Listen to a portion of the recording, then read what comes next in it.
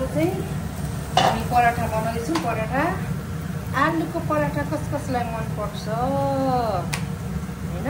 आलुको पराठा, आज चाहिँ हामी आलुको पराठा बनाउँदैछौँ होइन? बोल्न हौ त पनि। आलुको पराठा कसलाई मनपर्छ? मोबाइल कहाँ त्यहाँ लगिदिएको भयो। हामी हाम्रो आलुको पराठा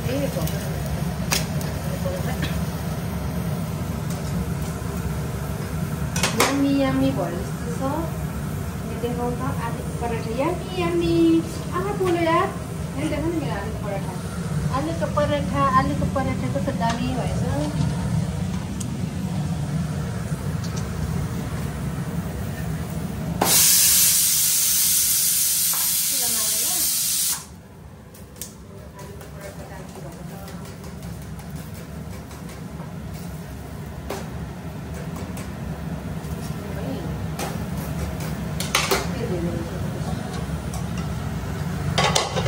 पराठा तयार भयो।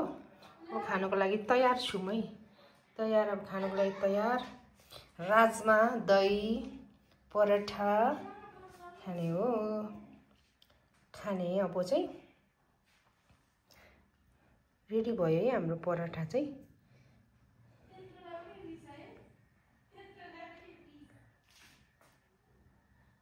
एभ्रिवान लाइक कसलाई मनपर्छ पराठा?